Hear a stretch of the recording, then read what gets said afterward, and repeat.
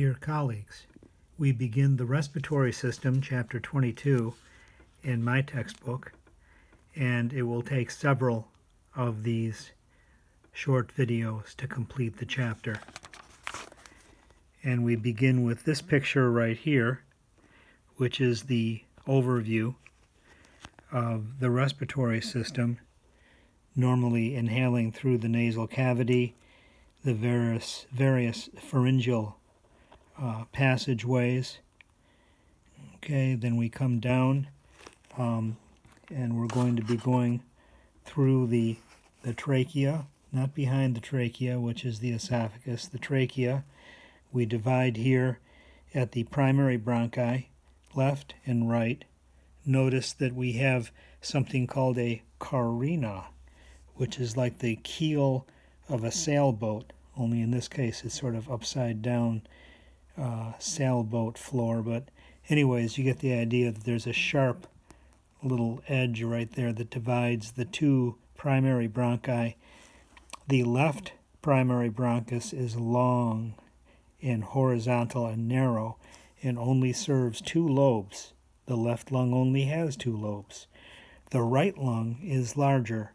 It has three lobes and is served by the right primary bronchus, which is more vertical, it's more straight, and it's wider. It conducts more air.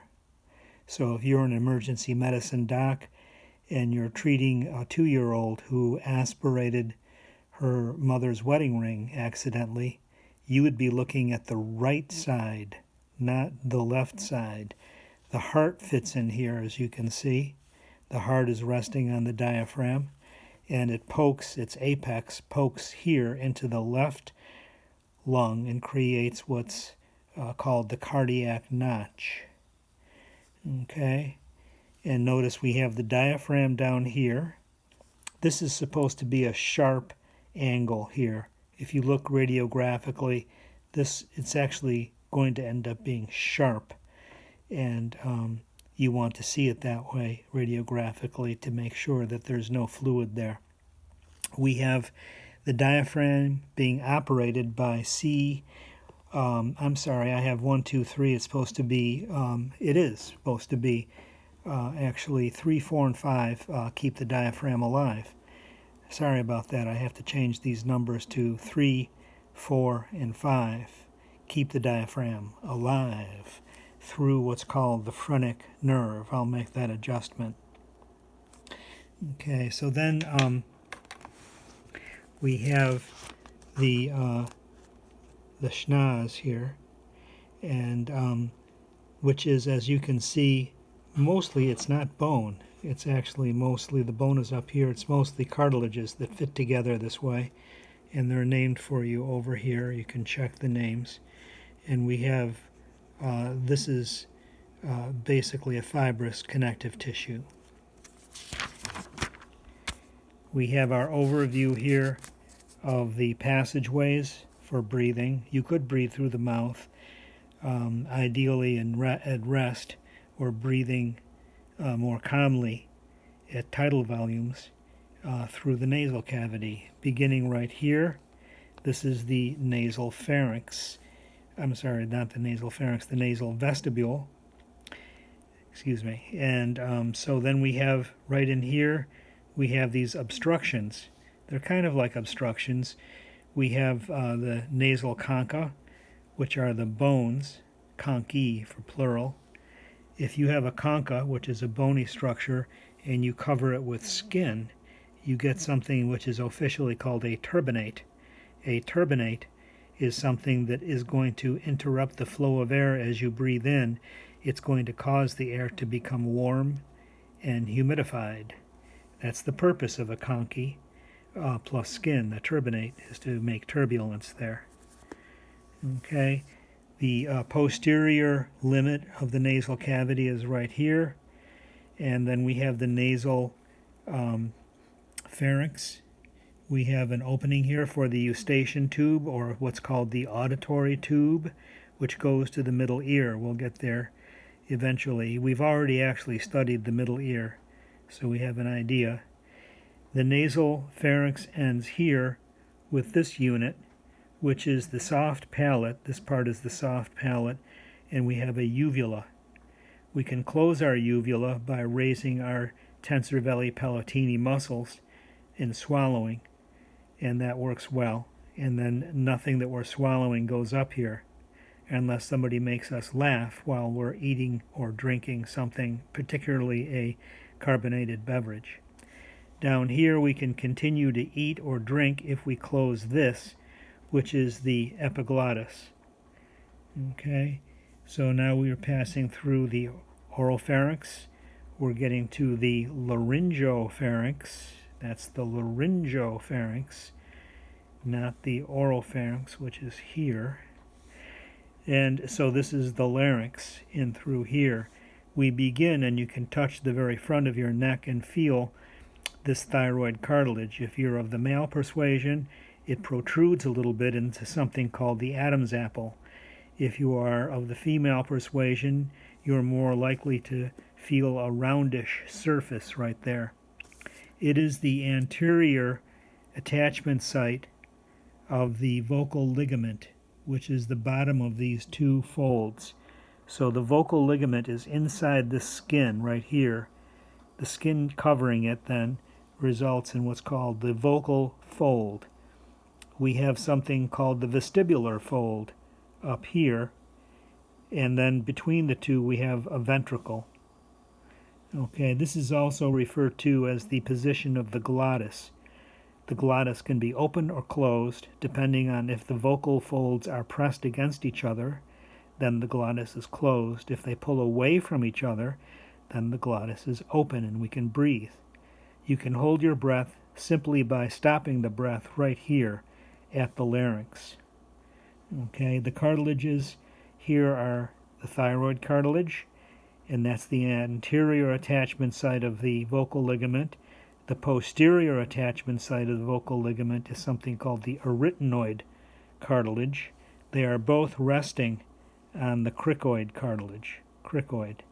We'll get to these in more detail momentarily. Over here. Here we have the front view and the side view. In the front view, you can see that we have the thyroid cartilage right here. Okay, and we have something here called the laryngeal prominence. In the male, it sticks out a little bit and is referred to as Adam's apple. Okay, notice that we have a little space here of connective tissue, and then we have the underlying cricoid cartilage. The cricoid cartilage here is the only cartilage that goes all the way around the trachea.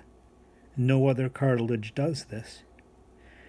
Normally we, in times past, if we needed to do a tracheotomy, we would enter here. This is below the level of the vocal ligament or the vocal cord and the glottis, which closes. So we close here or open our airway here at this point. This is the attachment point of the vocal ligament. So if we go here, we get access to the lungs via tracheotomy. But we could interrupt the nerve that operates the larynx. It's a portion of the vagus nerve. Okay, it's referred to as the laryngeal or the recurrent nerve branch of the vagus. So instead we go here. So this is the cricoid cartilage, and instead of going above it, we go below it to create a tracheotomy these days. Slightly off center here is where the space is. Okay, here's the vocal ligament right here, the vocal fold, which contains the vocal ligament. It's the true vocal cord right here. This is the false vocal cord, they say, the vestibular fold. In between the two is a ventricle, a little space. Up here is the epiglottis, just the way you like it, that will close when you swallow, open when you breathe. Okay, anything above the vocal ligament here is called epiglottal. Okay, anything right here is called the glottis, and then anything below is the subglottal space. Back here, the posterior attachment site of the vocal ligament or vocal cord is this little swivelly cartilage here called the arytenoid cartilage. The arytenoid cartilage is operated by the posterior cricoarytenoid muscle. I should write that down, but I'll have to find it in the book to point it to you. It's a posterior cricoarytenoid muscle. Who innervates that muscle is the vagus nerve. There is a branch of the vagus that circles underneath the arch of the aorta and comes back up in the front here and then innervates everybody through here. Okay, so that's the important detail.